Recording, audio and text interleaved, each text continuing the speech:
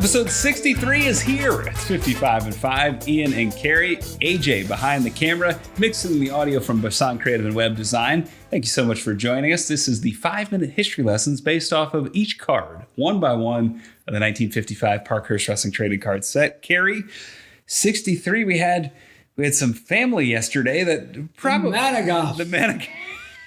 That was a family, but wasn't. That had aliens. Ivan, Joe, Bobby, baseball, football, swimming in a tank. What do you got today? You got a guy I think you're gonna know. Okay, and good. I think he's more famous for not being a wrestler, but he's not one of these dual sport guys. It's card number 1. Like you said, it's normally a star. This picture right out of the gate does not make this gentleman look like a star.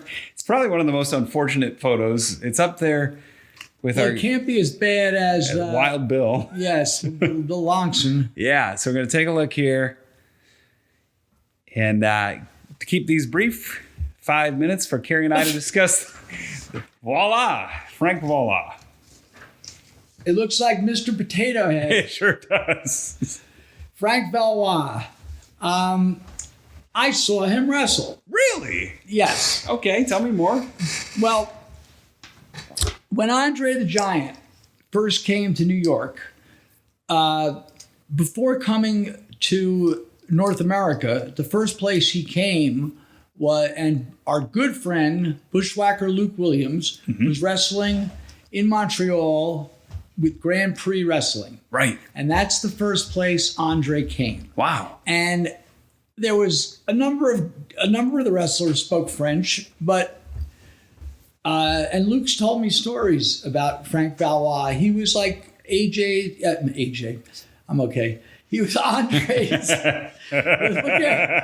It's like look after AJ. Look after Andre. Okay. And so Valois and Luke told me stories of driving from Montreal to some 250 miles to some little town north of Montreal, and then back. And on the ride back, it was Valois and Andre and Butch and Luke, and they would buy in Canada at the time, as opposed to a case of beers or sodas that we know as like a 24. Yeah. For some reason, they were like in a 36. Oh. Additional 12. Yeah. So Frank Valois and Andre and Butch and Luke would be drinking, and they couldn't make it back. Of course, they had to stop to take a leak, but they couldn't make it. Andre, I want more beer. So they would have to stop, and they would sell beer. I said, where did you get beer at 2 a.m? Right. Out in the middle of, the woods. Yeah. Oh, mate, when you went to a rest stop, in Canada at the time, they sold, so they would stop. Wow. And so if that was 1971 or Andre came, I'll get called out for this. It was either 73 or 4. Yeah. He came to Vince McMahon Sr. And every time he would come to New York, Frank Valois was with him. And I would see Frank Valois suddenly on TV. Right. They gave him a payday. He wasn't Andre's manager as he might. I don't think they used him on an interview, but they gave him work. This is 1950. Right. I'm sorry to interrupt. This is 55. We're talking close to 20 years later. So if he was 30 years old in this picture, he was 50 or 50 plus. But since you're looking after Andre, we'll give you a payday. Yeah. He did do a couple French language interviews for WWF. Okay. That were with Andre. All right. And those are those I didn't see. Yeah, for those weren't your target audience.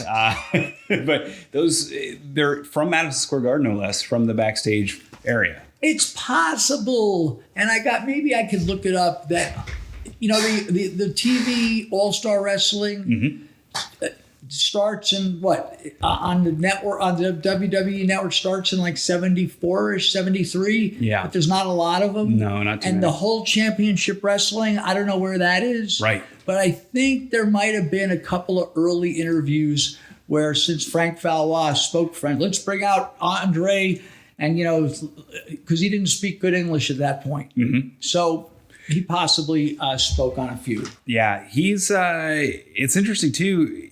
We're going to go to the 5 minutes on this one for sure. I mean, that's his most notable item. But him and Andre were actually business partners later. Really? In promoting Lutte Internationale, which was the later the new Montreal territory, which was pretty successful from 80 to 80.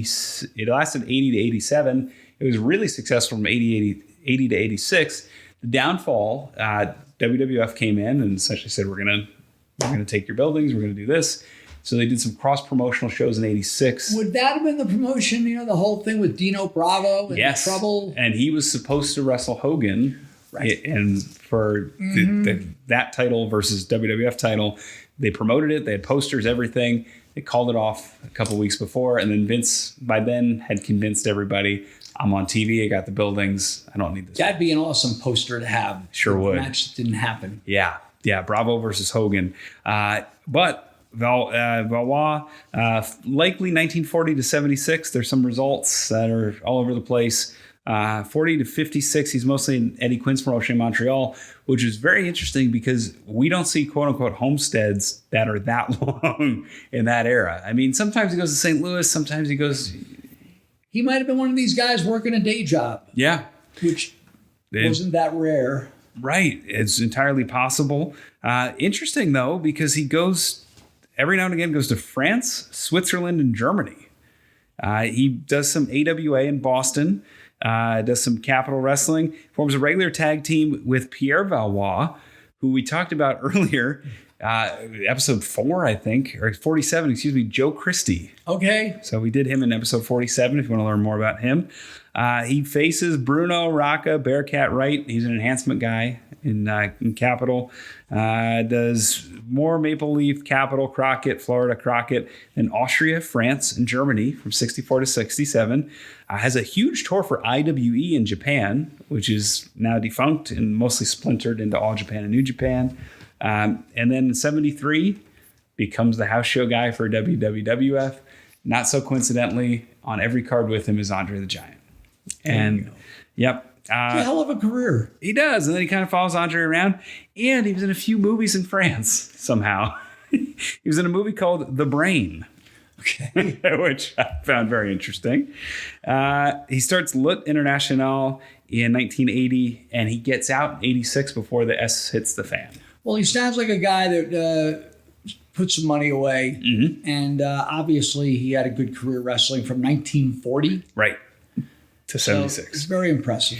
Yeah, and generally credited as one of the driving forces. It was only humming for about 6 years, but generally credited for that territory going. It built up Dino Bravo, built up Tom Zink, built up Rick Martel.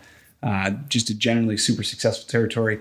Had a partnership with the AWA, so a lot of the AWA stars. He'd have Nick Bockwinkel up a lot. He'd have the Road Warriors, were a massive draw in Lutte Internationale. So, yeah, just a really interesting guy. There's 2 clips that I saw of him backstage at Madison Square Garden with Andre.